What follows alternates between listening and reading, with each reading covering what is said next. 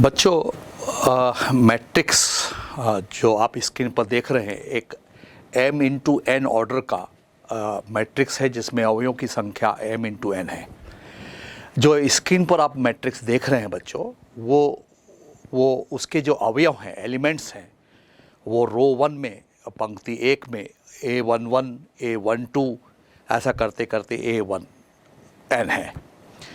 इसी तरह से सेकेंड रो में सेकेंड पंक्ति में A21 A22 उसके अवयव हैं, ऐसा करते करते A2n है। और इस तरह से रो 1 रो 2 और mवे रो तक हम जाएं तो mवे रो का जो पहला एलिमेंट आप स्क्रीन पर देख रहे हैं बच्चों वो है AM1 AM2 ऐसा करते कि AM3 करते करते लास्ट में हमको mवे रो में लास्ट एलिमेंट मिल रहा है जो आप स्क्रीन पर देख रहे हैं AMN। तो बच्चों जो आप मैट्रिक्स देख रहे हैं ये m इंटू एन ऑर्डर का है और यदि हम इनके अवयवों की संख्या को गिनते हैं तो वो m इंटू एन आएंगे। फॉर एग्ज़ाम्पल मान लो 3 इंटू 2 ऑर्डर का कोई मैट्रिक्स है तो उसमें अवयवों की संख्या 3 इंटू 2 यानी 6 एलिमेंट्स होंगे। उसको जनरल रूप में सामान्य रूप में मैंने आपको m इंटू एन के रूप में मैट्रिक्स को दिखाया। बच्चों आप क्या जानते हैं कि मैट्रिक्स की जो आइडिया है सबसे पहले आर्थर केली एक नाम के एक मैथमेटिशियन थे, उन्होंने 1858 में इसकी मैट्रिक्स की आइडिया दी। बाद में जे सिल्वेस्टर जेम्स जोसेफ सिल्वेस्टर ने आयु मैट्रिक्स का सिद्धांत का उपयोग कर समीकरण के निकाय को हल करने का आइडिया दिया। नाम ध्यान रखेंगे बच्चों कि जो मैट्रिक्स के सिद्धांत का उसके प्रिंसिपल का मैट्रिक्स के प्रिंसिपल का उपयोग करके सिस्टम को हल करने का जो सिद्धांत है वो जे सिल्वेस्टर ने दिया था। और मैट्रिक्स एक लैटिन शब्द है जिसका अर्थ वॉर्म है WOMB जिसका मतलब है बच्चादानी से है। और इस मैट्रिक्स में हम अवयवों को उसके एलिमेंट्स को सुव्यवस्थित ढंग से रोज़ में पंक्तियों में कॉलम्स में यानी स्तंभों में सुव्यवस्थित ढंग से हम उसको रखते हैं बच्चों।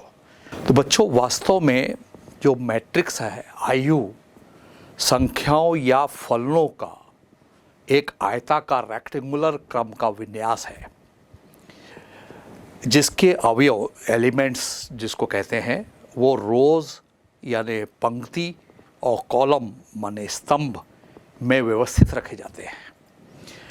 और हम यह भी कह सकते हैं कि matrix is a common device of summarize data. जैसा कि बच्चों मैंने आपको बताया कि जे सिल्वेस्टर ने linear equation of 2 variable linear equation of 3 variable के सॉल्यूशन को देने के लिए मैट्रिक्स के सिद्धांत का उपयोग किया। तो इसको समझने के लिए मैं एक एग्ज़ाम्पल आपके सामने स्क्रीन पर दिखा रहा हूँ। आप देखिए ध्यान से कि दो वेरिएबल वाले x और y वेरिएबल के दो लीनियर इक्वेशंस आपके सामने हैं।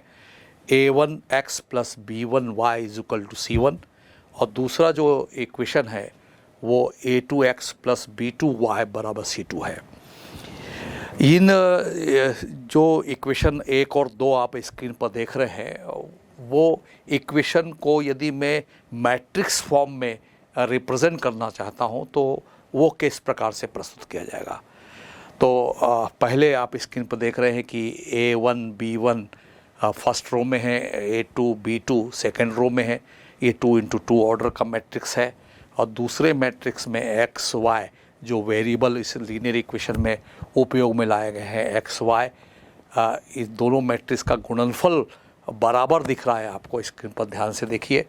वो भी 2 इंटू 1 ऑर्डर का है जिसके कॉलम फर्स्ट कॉलम के एलिमेंट C1 C2 है। यानी कुल मिला के इक्वेशन नंबर 3 जो है लीनियर इक्वेशन 1 और 2 का मैट्रिक्स फॉर्म है बच्चों।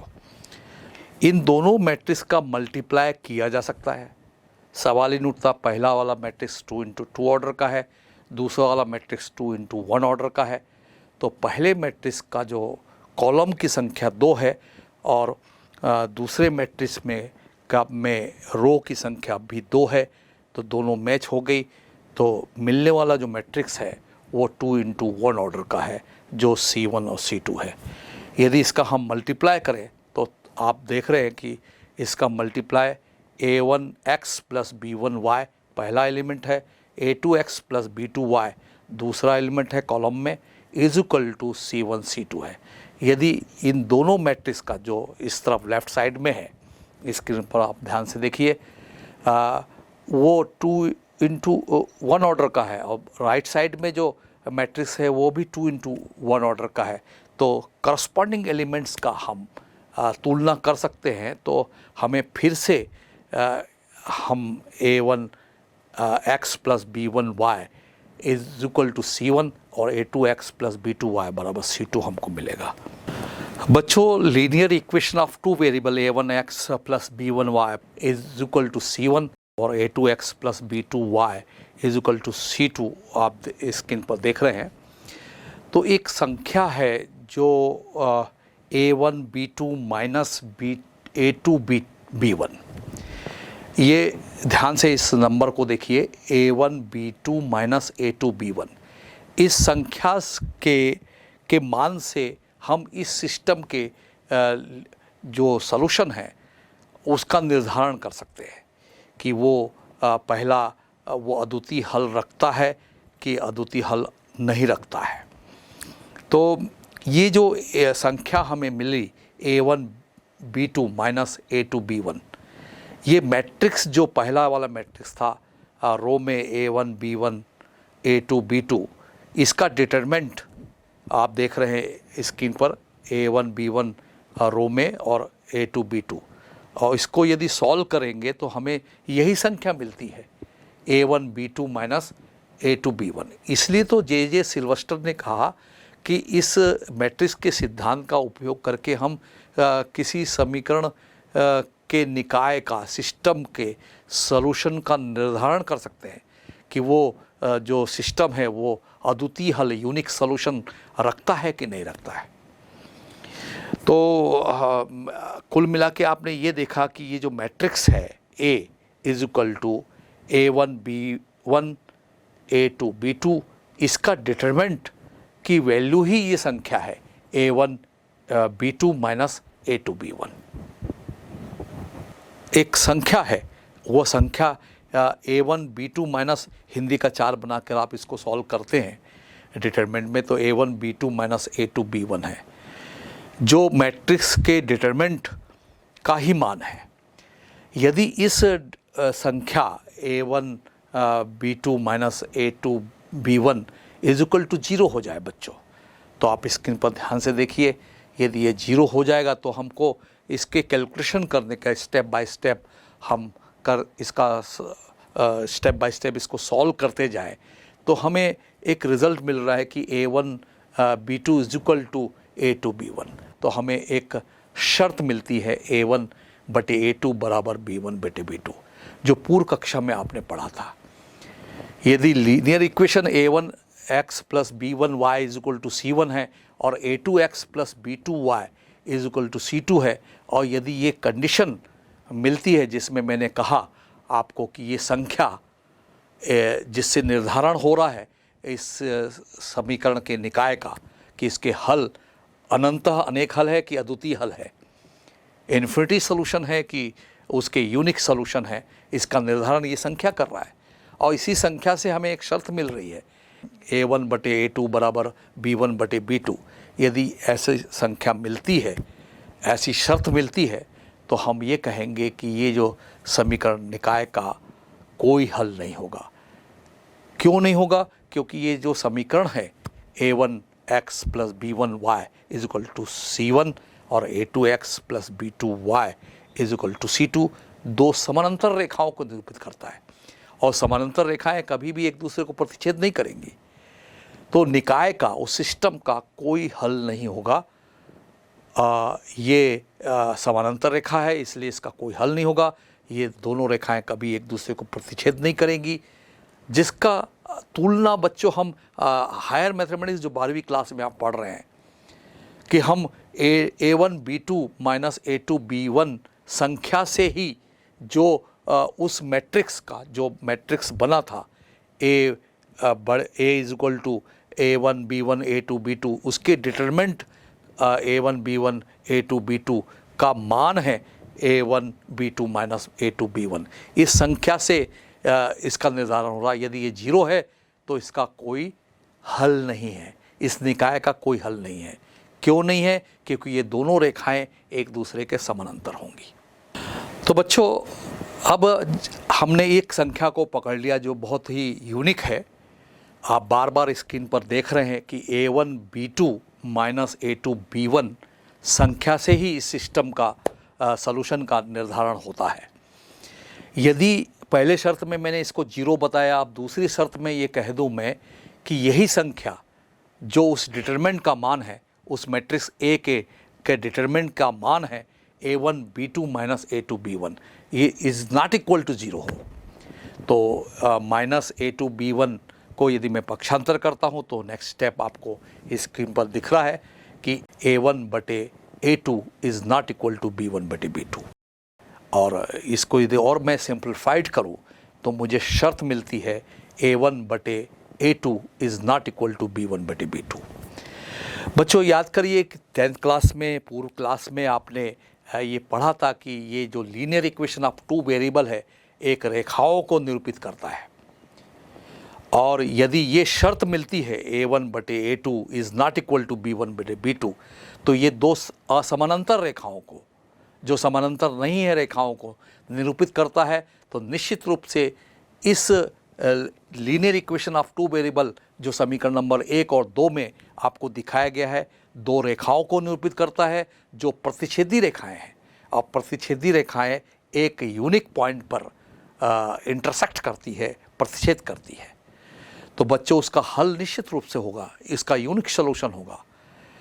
तो जे सिल्वेस्टर ने बड़ी रोचक चीज़ बताई कि A1 B2 minus A2 B1 जो मैट्रिक्स A का डिटरमिनेंट है और उस डिटरमिनेंट का मान A1 B2 minus A2 B1 है, इस संख्या से ही हम इस सिस्टम के उस निकाय का हल का निर्धारण करते हैं कि उसका अद्वितीय हल है कि नहीं है। और आप देख भी रहे हैं स्क्रीन पर कि दो नॉट इक्वल टू के केस में कि A1 B2 minus A2 B1 is not equal to 0 के केस में हमें रिज़ल्ट मिल रहा है A1 बटे A2 is not equal to B1 बटे B2।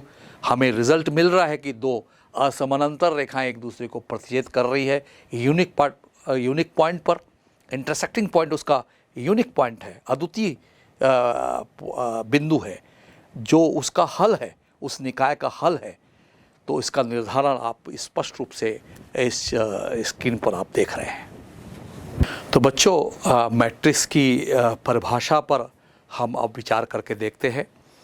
तो जहाँ तक मैट्रिक्स या आयु की परिभाषा क्या है, इसको सोचा जाए तो मैं यहाँ ये कहूँगा कि आयु जो है संख्याओं या फलनों का एक आयताकार, रेक्टेंगुलर और स्क्वायर फॉर्म का वर्गाकार क्रम का एक विन्यास है। अर्थात जो मैट्रिक्स है, वो आयु जो है, वो संख्याओं या फलनों के विन्यास, अरेंजमेंट का संकलन है जो निश्चित रोज़, पंक्ति और निश्चित कॉलम यानी स्तंभों के रूप में होता है। दूसरे रूप में मैट्रिक्स जो एक के जो अवयव का मैट्रिक्स जो है, एक आयु जो है एक अवयवों का समुच्चय है जो रोज़ या कॉलम में ये व्यवस्थित रखे जाते हैं। तो कुल मिला के आपने ये देखा कि जो मैट्रिक्स है वो या तो हम संख्याओं को या फलनों को सुव्यवस्थित रूप से रोज़ और कॉलम, रोज़ मतलब इंग्लिश में RAWS होता है जिसको हम पंक्ति कहते हैं, और कॉलम यानी कॉलम हमेशा खड़ा होता है, स्तंभ के रूप में हम इसको व्यवस्थित करते हैं उस मैट्रिक्स के एलिमेंट्स को, अवयवों को। अब बच्चों, आयु जो मैट्रिक्स है उसको हम कैसे रिप्रेजेंट करेंगे, कैसे हम लिखेंगे? तो अंग्रेजी वर्णमाला के जो कैपिटल लेटर्स होते हैं, capital A, capital B, capital C, capital D, या लास्ट में capital X, capital Y, capital Z द्वारा मैट्रिक्स को व्यक्त किया जाता है, रिप्रेजेंट किया जाता है। अब बच्चों, हम आयु यानी मैट्रिक्स के आधारभूत संकल्पना, बेसिक कंसेप्ट पर हम विचार विमर्श करके देखते हैं। तो बच्चों, मान लीजिए कि एक क्लास में किसी टीचर ने एक टेस्ट लिया और टेस्ट में 5 प्रश्न पूछे और 3 विद्यार्थियों का जो टॉपर हैं, उन बच्चों की हमने जांच परीक्षा में जो उनके प्राप्तांक हैं, उनके नाम हैं दिशा, यश और धवल। उनके जो प्राप्तांक है इस प्रकार से है, मान लीजिए जो स्क्रीन पर आप देख रहे हैं, उनके प्राप्तांक है 4, 5 में से 4, 5 में से 5, 5, 5, 4। ये दिशा के प्राप्तांक है। और यश के जो प्राप्तांक है वो सभी टेस्ट में उसने 100% मार्क्स लिए हैं। 5 में से 5, 5, 5, 5, 5, 5 प्रश्नों में सभी में उसने पूरे अंक लिए हैं। इसी तरह से धवल विद्यार्थी के जो प्राप्तांक है वो आप स्क्रीन पर देख रहे हैं, वो है 5, 4, 5, 5, 5 कि दिशा, यश और धवल।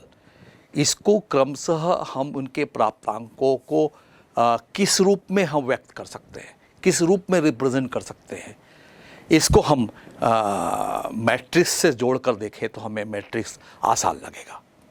तो बच्चों, इस प्रैक्टिकल को, इस बात को, इस कल्पना को, इस सोच को यदि मैं सुव्यवस्थित रूप से इस तरह से जो आप स्क्रीन पर देख रहे हैं कि रो वाइज मैं प्रश्न 1, 2, 3, प्रश्न नंबर 4, प्रश्न नंबर 4, 5 और कुल प्राप्तांक को रो में व्यवस्थित कर दूं और दिशा, यश और धवल को खड़े रूप में, वर्टिकल फॉर्म में, कॉलम में लिख दूं, तो उनके प्राप्तांकों को मैं सुव्यवस्थित कर सकता हूं। जैसे आप पहले संकल्पना में आप देख रहे हैं कि दिशा को के प्राप्तांक प्रश्न नंबर 1 में 4 है, प्रश्न नंबर 2 में 5 है, प्रश्न नंबर 3 में 5 है और प्रश्न नंबर 4 में 5 है और प्रश्न नंबर 5 में 4 है। तो दिशा को कुल अंक 23 मिले हैं। इसी तरह से यश को सभी प्रश्नों में 5-5 अंक मिले हैं, तो उसके कुल प्राप्तांक 25 है। और धवल के प्राप्तांक आप देख रहे हैं प्रश्नों वाइज क्रमशः 5, 4, 5, 5, 5 है, जिसके कुल प्राप्तांक 24 है। तो हम इस रूप में जो आप स्क्रीन पर देख रहे हैं, इस रूप में इनके प्राप्तांकों को लिख सकते हैं। या फिर कोई विद्यार्थी ये सोचे कि नहीं सर, ऐसा करते हैं कि इस प्रश्नों को जो आड़े में आपने पंक्ति में, रो में सेट किया है, उसको हम कॉलम में सेट करें। यानी प्रश्न नंबर 1, 2, 3, 4, 5 को कॉलम में खड़े रूप में व्यक्त कर दें और आड़े में हम विद्यार्थियों को लें जो टॉपर है दिशा, यश और धवल। यदि मैं दूसरे रूप में स्क्रीन पर आप जो देख रहे हैं कि प्रश्नों को मैं खड़े रूप में कॉलम वाइज में रिप्रेजेंट करूं और विद्यार्थियों के नाम को दिशा, यश और धवल को रो वाइज में, पंक्ति में यदि मैं लिखता हूं, तो उनके प्राप्तांक इस प्रकार से होंगे कि दिशा के 4, 5, 5, प्रश्न नंबर 5 में 4, प्रश्न नंबर 4 में 5, दिशा के कुल प्राप्तांक 23 है।